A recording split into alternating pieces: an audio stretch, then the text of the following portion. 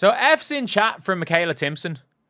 There are games where, you know what, she's not ready against like the good playoff teams with experience. And there are games where she's killed it. And it seems like every time Michaela Timson kills it, she gets benched the next game. So Michaela Timson plays 17 minutes against the Sky, has 7 points, 2 of 3 from the field, and 7 boards. She gets 0 minutes. She played really well against the Mercury in a couple of minutes, didn't play in the second half. Like, I want to show you guys the game logs of Michaela Timson. Michaela Timson has 14 points against the Sky, and then against the Phoenix Mercury. In fairness, the Mercury was a bad matchup for her. It was a bad matchup for her on that day. It wasn't her day. She then goes and plays 3 minutes against the Sky, 4 minutes against the Sparks. She goes and has 10 points against Golden State Valkyries. She only plays 14 minutes in the following game. She's their best player against the Valkyries. She only plays 14 minutes the following game, has 7 points, and then gets dropped to 6 minutes the next game. Then it's the Liberty where they're getting destroyed, and she gets put on the floor. She gets put on the floor when the game's over, and she's their best player. She's their only bright point. And by the way, do you want to know what happened the next time they played the Liberty? She got DNP'd. She was their only bright point. Their only bright point. And she got DNP'd. She got DNP'd the next time they played. There was a Liberty game between the two in a row. She was their only bright point in the Liberty game before the All-Star break, and she gets DNPs. She was getting DNPs to start the year. She played 14 minutes against Dallas in a close game, and she killed it. I thought she was really good. And goes against 14 minutes and does well against the Aces in a big win. She plays 12 minutes against the Sparks in a loss, but again, gives you 5 and 12. And yeah, kills it against the Valkyries and just to get less minutes the next game. I don't understand what Steph White's trying to do. There's no basketball reason for her to be in the game for Dantas to be in the game over her. There's just not. There's just not a basketball reason for Damiris Dantas to be in the game over Chloe Bibby. Oh, not Chloe Bibby, sorry, over Michaela Timson. When we're talking about Chloe Bibby, different types of players, and for me, what it should be is Aaliyah plays as many minutes as humanly possible. She plays as many minutes as humanly possible, and then if she needs to get subbed out, do what was happening before the All-Star break. As in, Tash Howard can play. So the Tash Howard and Michaela Timson lineup can play at the 4-5, and they were killing teams with that. There's no way that you're looking at the tape and saying that any lineup with Damiris Dantas is better than the Tash Howard, KK Timson lineup. Like Tash Howard, KK, Aaliyah. The three of them were rotating in at the 4-5. And then you can add in Chloe Bibby, and yes, you lose a bit of size, but it's not like Dantas gives you any size.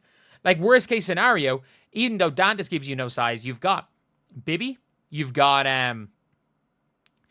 Bibby now, who's a 4, who's now exclusively playing the 3. You get Chloe Bibby, you get Dantas, you get Natasha Howard, and you got Aaliyah. That should be a rotation at the 4-5. The problem is that I know Bibby has to slide down to the 3 sometimes, but look, it is what it is. That happens. But like, because you've only got kind of a 4 backcourt. But at the same time, that's what the rotation should be. The big problem is that this team has currently got 10 players, including an Odyssey Sims hardship contract. They've got 10 healthy players, 1 on hardship contract, and you've just got a Bree Turner. And you know what? Give me Bree. Let me just play Bree Turner. She at least tries. Like, Bree Turner sucks at basketball, but she tries. She tries. Wait, Bree Turner has now scored 10 points on the season. She's now officially scored 10 points on the season. And Chloe Bibby scored more points yesterday than Bree Turner did in the season. But Michaela Timson is the most confusing one because she is a young player. Like, what the hell is this going to do to the confidence of a young player? What the hell is this going to do to the confidence of a young player?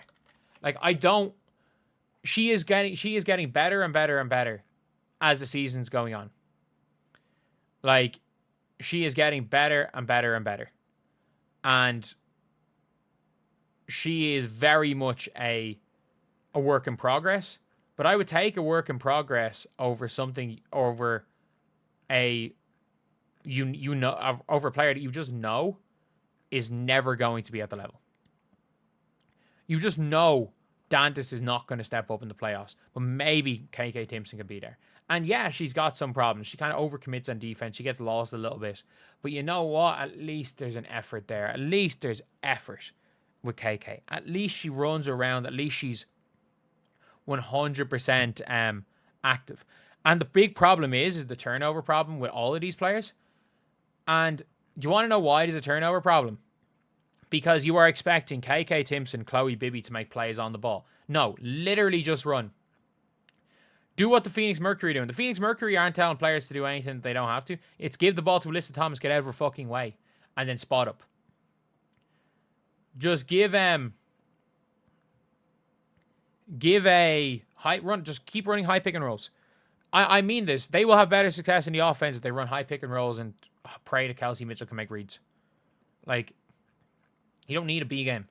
Because your B game involves players. You've got 1, 2, 3, and I would assume Ozzy Sims, 4 players in your team that I trust taking more than one dribble. Like, it's not exactly a team you want to be creating a whole bunch of stuff. But yeah, for me anyway, it's just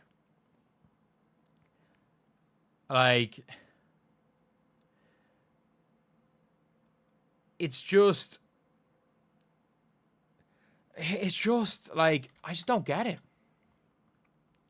I don't get it. I hate Stephanie White as a coach. I don't think she's a bad coach. There's a big difference. There's a big difference between me saying Stephanie White can coach basketball and that I like Stephanie White being the coach of the team I'm a fan of. I hate Stephanie White being the coach of a team. I hate everything about her basketball philosophy. It frustrates the heck out of me.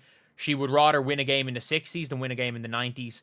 Everything about her. And this Timpson thing is as well. And her stubbornness is one of the... Like, again, all good coaches are stubborn. But, like, it seems like, if you guys don't know, Stephanie White, when she went to Vanderbilt, everybody talks about Steph White and Vanderbilt and how bad she was at Vanderbilt. The thing with Steph White and Vanderbilt is that she tried to run a super fast motion style offense.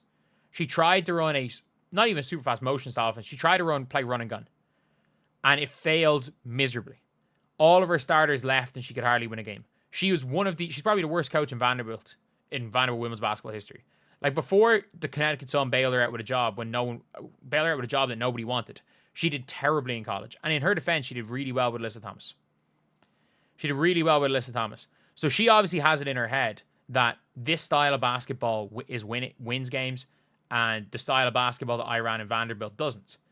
And if we're going to be honest, the Iowa Bluter style, 2024 Fever style of basketball is closer to the style of play that Stephanie White failed with in Vanderbilt than anything else. So I can see why she doesn't trust young players. I can see why she's doing all of these things. I can see why she would rather she would rather trust players that walk up the floor than players that try to run up the floor. But at the end of the day, it's not going to win this team anything. This team's not equipped. This team is not equipped to play a slowdown game. It's absolutely not equipped to play a slowdown game. With or without Caitlin Clark, it is not equipped. So anyway, yeah, that's the video. I'll see you guys.